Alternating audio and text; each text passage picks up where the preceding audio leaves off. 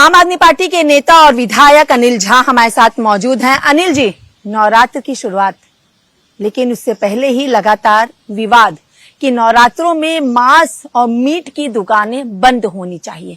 तजिंदर सिंह मारवा और करनैल सिंह बीजेपी विधायकों का ये कहना है, आप क्या कहेंगे? मैं केंद्रीय मंत्री जी से, गृह मंत्री जी से कहना चाहता हूँ, इन विधायकों को थोड़ी ट्रेनिंग कराइए, प्रशिक्षण कराइए इनका। ये कुछ भी सनसनी फैलाने के लिए ये जो है कुछ भी बयान दे देते हैं। तजिंदर सिंह मारवा इसलिए टेंशन में है कि एक तो सिखों के नाम पर वो दूसरे व्यक्ति को मंत्री बना दिया गया, क्या नाम है, सिरसा जी को। फिर उसके बाद जमुना पार विकास कमेटी का जो है लवली जी को बना दिया गया। ये सोच रहे थे मुझे मंत्री बनाएंगे, बनाया नहीं है, तो अब खबरों के बीच में रहना है। केंद्रीय गृह मंत्री को बताना है कि मैं भी आगा कोई एमएलए दिल्ली तो हर 6 महीने पहले भी इन्होंने सनसनीखेज बयान दिया। तो इनको मुख्यमंत्री के सीरियस नहीं ले रही है, नहीं तो मुख्यमंत्री 280 के अंदर क्वेश्चन पर बहस करा लेती, वो कैबिनेट नोट लेके आ जाती है, कानून बना लेती, कानून के साथ हम हो जाते, चाहे जो बहस होती। आस्था का सवाल जो है, तो मैं भी हिंदू वैष्णवी ब्राह्मण हूँ, मैं तो कभी मीट नहीं खाता हूँ, तो मेरे मॉनिटर तजिंदर सिंह मारवा या करनैल सिंह क्यों बनेंगे?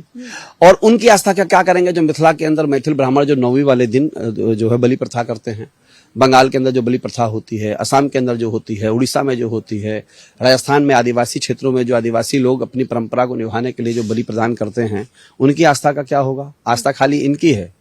मेरा ये मानना है कि दलितों के खिलाफ है भारतीय जनता पार्टी की। इस व्यापार में दलित लगभग दिल्ली के अंदर 40% हैं, माइनॉरिटी के भी लोग हैं और जनरल दूसरे खटीक समाज के भी लोग। तजिंदर सिंह मारवा को तो बोल दिया कि वो सिख हैं, तो उनको कोई हाँ, तजिंदर सिंह मारवा जी क्यों ये बोला है कि वो अपने आप को ये दिखाना चाहते हैं कि हमको मंत्री बनाया जा सकता, मंत्री बनाया जाए। लेकिन करनैल सिंह ने भी तो यही बातें कही है, जो कि सकूर बस्ती से विधायक हैं, उनका भी साफ तौर पर कहना है कि बंद होना चाहिए। तो ये सनसनी में बने रहना चाहते हैं। इनको सीरियसली ले कौन रहा है? हाँ। अगर भाजपा की सरकार ही इनको सीरियस नहीं ले रही है, तो मैं और आप क्यों लेंगे इनको सीरियस? आपके हिसाब से बंद होना चाहिए या नहीं? मेरे हिसाब से जिसकी आस्था है ना खाए, दुकान बंद कर सकता है तो करे। ये व्यक्ति के आस्था और मॉनिटरिंग पर होते हैं। जैसे दिवाली मनाते हैं हम, तो कोई कानून बनता है क्या दिवाली ये मनाएगा और ये नहीं मनाएगा? बिल्कुल कानून होता है क्या होली ये मनाएगा ये नहीं मनाएगा? ये सब धर्म और आस्था का मामला है। होली वाले दिन छुट्टी होती है, मेरा मन करता है तो मैं होली खेलता हूँ, मेरा मन करता है तो मैं होली नहीं खेलता हूँ। दिवाली पर दिए जलाता हूँ या नहीं जलाता हूँ, ये मेरी निष्ठा आस्था पर होती है। दीपावली आएगी, ईद आएगी, तो मैं ईद मनाऊंगा या नहीं मनाऊंगा ये मुझ पर तय करता है। आप कह रहे हैं कि इनको कोई वो नहीं करता है, सीरियस नहीं लेता। क्या मुख्यमंत्री रेखा गुप्ता भी नहीं? वो उनको तो खुद ही केंद्र सरकार सीरियस नहीं लेती है। अच्छा। उनको तो पर्ची लेकर के दे देते हैं, पर्ची लेके पढ़ो। हाँ। तो बेचारी क्या कर पाएगी इनकी बातों पर? इनको चिट्ठी लिख भी रहे हैं तो उनकी सुनेगा कौन? और मुख्यमंत्री अगर सुन भी लेगी तो मुख्यमंत्री इंप्लीमेंट कर पाएंगी? रेखा गुप्ता जी नए दिल्ली प्रदेश भाजपा की नई सीताराम केसरी हैं। सीताराम केसरी से तात्पर्य क्या है आपका? मैं कुछ कई बार कमजोर व्यक्तियों को बनाया जाता है मुख्यमंत्री। अच्छा। जैसे राजस्थान में बना दिया है, जैसे गुजरात में बनाया है। भाजपा में पिछले 10 सालों में फैशन चला है, आप योग्य व्यक्ति को हटाइए और जो सबसे अक्षम कमजोर लोग रहेंगे उनको बना दीजिए।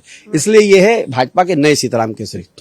वो भाजपा चली गई जो अटल जी के समय पर थी, जब राष्ट्रीय महामंत्री अरुण जेटली होते थे, वो भाजपा चली गई। भाजपा के बारे में बहुत नजदीक से जानते हैं आप, क्योंकि भाजपा में रहे। अरे 32 साल भाजपा में रहा हूँ, एबीवीपी का प्रांतीय मंत्री रहा हूँ, मैं शिक्षित हूँ वहां से।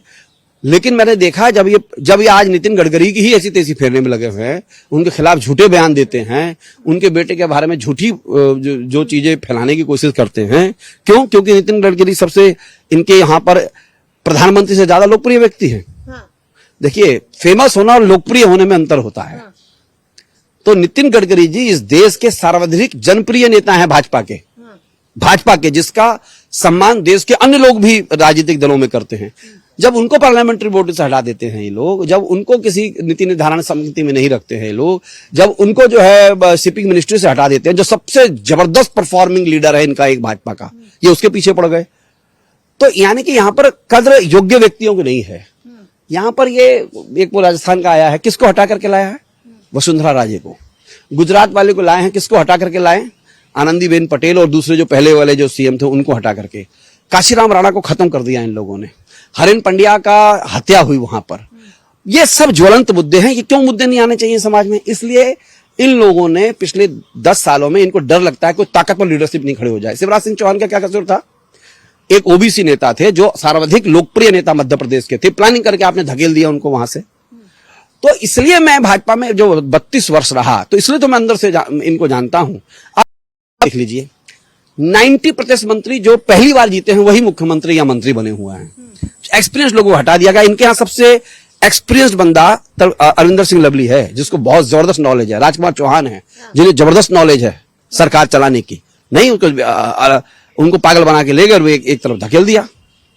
तो ये स्ट्रेटेजी है इनकी कि यहां पर इन लीडरों को बारे में ये कर दिया है, भूखा मरने नहीं देंगे और तरक्की करने नहीं देंगे। चलिए, बहुत बहुत शुक्रिया। ये थे हमारे साथ आम आदमी पार्टी के विधायक और नेता अनिल झा, जिनका साफ तौर पर कहना है कि बीजेपी अपने नेताओं को भूखा मरने नहीं देती, लेकिन तरक्की भी नहीं करने देती है। वीडियो जर्नलिस्ट सत्येंद्र के साथ मैं कंचन अरोड़ा, दिल्ली, हिंदी खबर।